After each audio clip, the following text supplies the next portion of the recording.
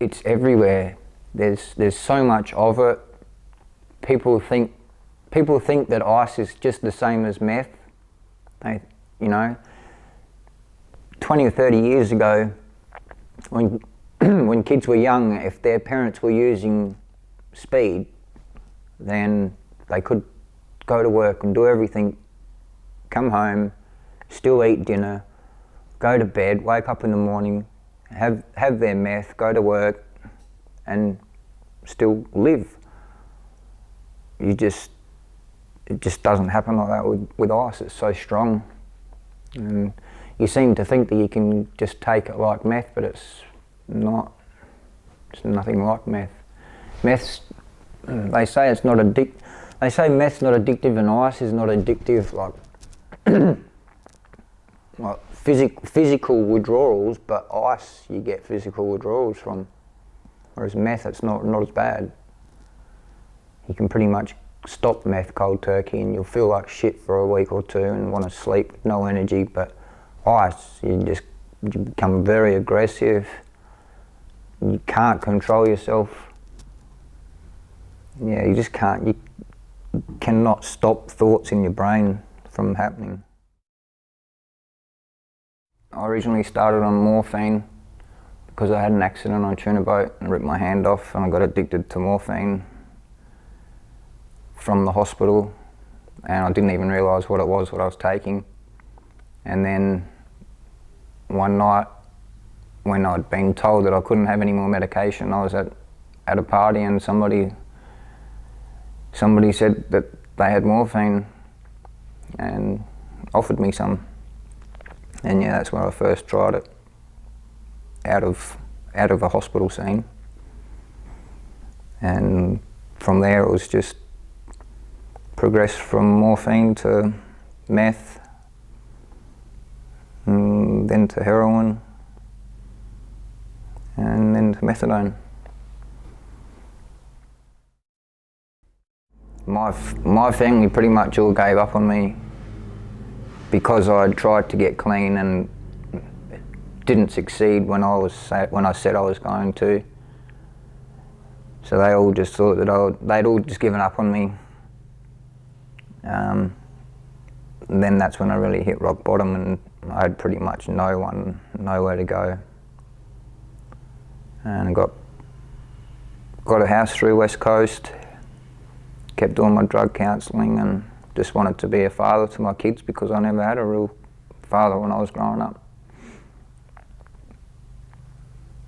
And it's one thing I promised to my kid when he was born. I promised him that he'd have a dad that would be there. I tried a few times with like going to hospital and that, and nothing really works. I was trying to do it for other people.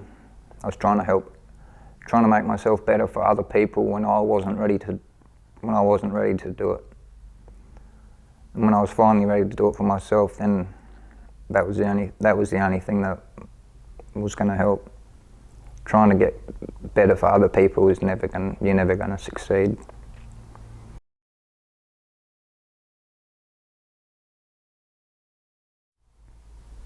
From about the age of 16, I was pretty much using every single day until I was about 27, 28, and then I started slowing down on my meth use and was using more opiates. For about 15 years of every single day, and then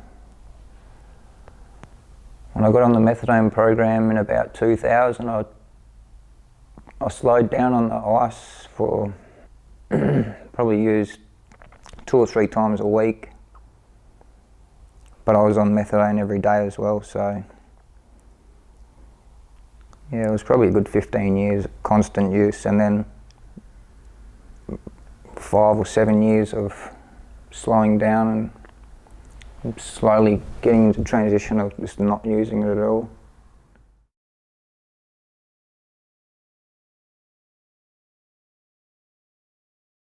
It's the hardest thing I've ever done, and not many people actually get off of methadone.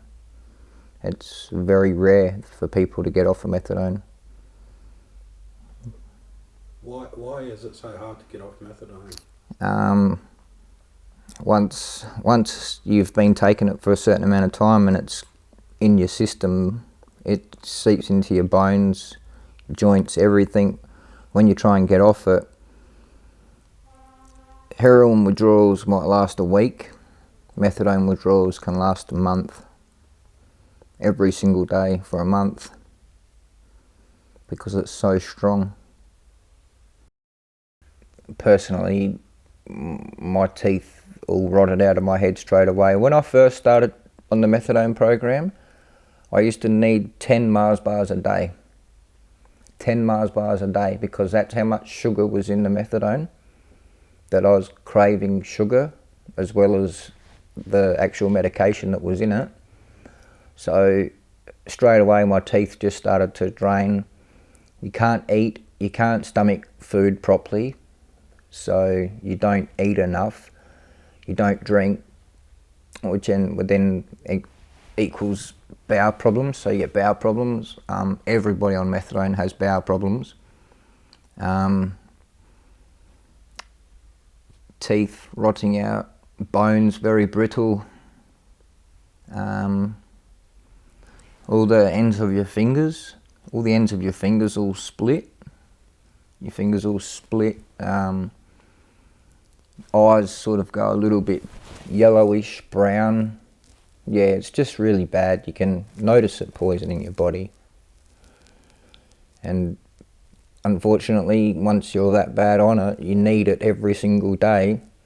You don't feel well until you've had it, but you know that having it is putting your health worse, if you know what I mean.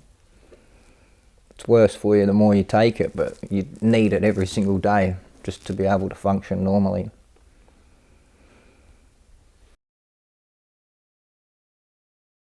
If you, like in the morning when you wake up, you feel shit because you need your dose. So you wake up in the morning, morning routine is wake up, run to the toilet, spew, try and stop yourself from dry reaching, because you've got nothing to spew up, so you're just dry reaching. You need to go to the chemist to have your drink, but you can't stop dry reaching, so you need to try and relax yourself enough to stop the dry reaching from happening, so that you can actually go to the chemist and have your drink, because they can give you your dose, you can put it in your mouth in front of them and spew up on the floor, and they'll say, right, well, you're not getting no more. So if you spew up your dose, that's your dose gone for the day. I've seen people in the car parks with buckets spewing their dose into a bucket and then sitting there trying to drink it again. You know, that's how desperate people get, because they know that they'll have nothing if they don't have it, and if they don't have it, then they'll be hanging out all day and there's nothing that'll fix it. The only thing that'll fix it might be Valium or something like that, but on methadone, a doctor won't give you Valium.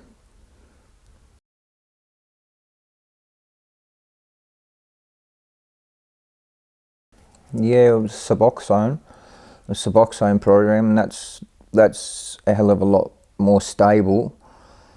I know it's you feel, when you're on methadone, you actually do feel high, but with Suboxone, you don't actually get that high feeling. All it does is stops the withdrawals, so you can function properly through the day without having withdrawals. It's just that when you get low to the end of your dose, you need your Suboxone again, you just start feeling a bit crap.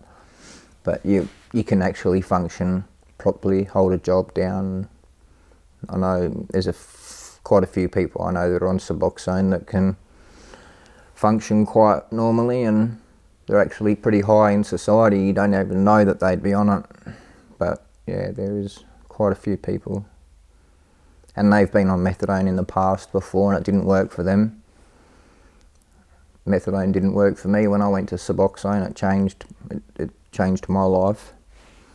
And then, yeah, it's good to sort of use to, if you want to get off of methadone, to go from methadone to Suboxone, because suboxone's a hell of a lot easier to get off of completely than methadone. But if the doctors would tell you honestly how hard it is, they'd just put you through withdrawals from the morphine right back at the start. When you go to the doctor and say, I've got a morphine habit, I'm addicted to opiates, the doctor should just say, well, I'll put you in hospital, detox you for 3 or 4 days and you'll be over it.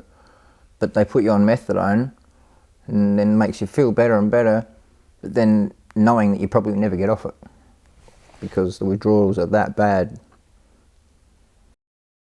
I never thought that I would even be able to, I never thought that I'd even be this far in my own journey, let alone being able to help other people.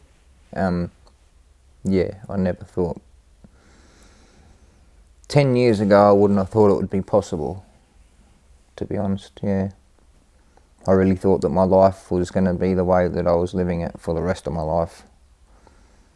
So I'm pretty proud to be able to say that I've changed and I'm able to help, well, I hope I'm able to help people. The most common reason for people to turn to drugs is trauma. It just it depends on what the trauma is. And it could be a number of different things, from losing a job and a house and a partner, to turn to drugs, to, you know, having a bad work accident and getting addicted to medication from the doctor, to then having no opportunity to do anything bar turn to drugs because you're in that much pain but the doctor won't give you anything, you know. That's what made me turn to drugs. So yeah, there's always different things, different reasons, but it normally stems back down to some sort of trauma. I'm a lived experienced drug and alcohol peer worker, so if anybody that's using drugs needs to speak to somebody that's been in the predicament they're probably in, or worse, or similar, they can come ask to speak to me and I can say honestly what I think is the best thing for them. I haven't learnt from a book, I've learnt from the street. So when people say to me what they're feeling or what they're doing, I know exactly how they feel because I've been there, I've done that. They know they're not going to get judgment from me because I've probably been way worse than them in the past anyway. And when I went to counselling for drug and alcohol, I couldn't stand sitting in an office talking to somebody that had learnt from a book that would just tell me, no, you've just got to do this and you've got to do this and you've got to do that, then you'll be fine. Because they don't know anything. They know what they've been told by other people, but the drugs have been changing over the years. They're not the same as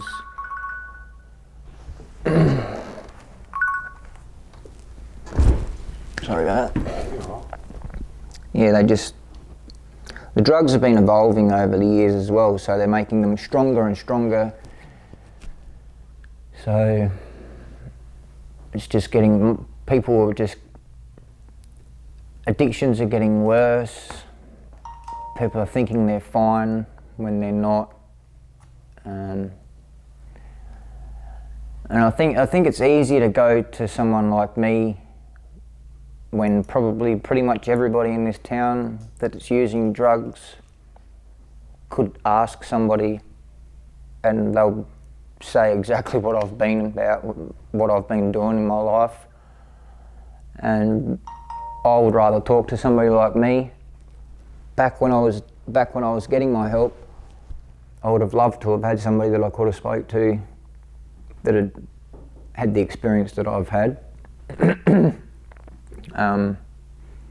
Rather than just getting told to go and see this counsellor and go and see that person and take this medication and eat healthy and sleep fine and you'll be right.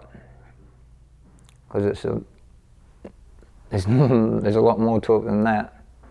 There's an actual underlying fact for why I used to take drugs. That was just to try and cover things that happened to me when I was younger. Because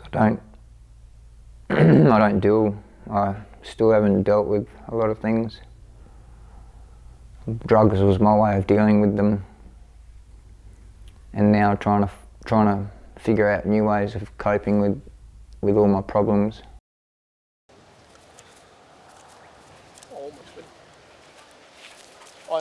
James, do you think you look like your father?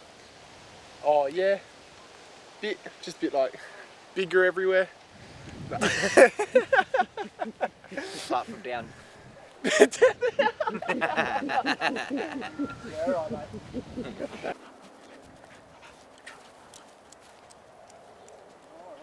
Went the wrong way. Yeah. First of all, it is possible, no matter how much you think it's not. It is possible, you can do it.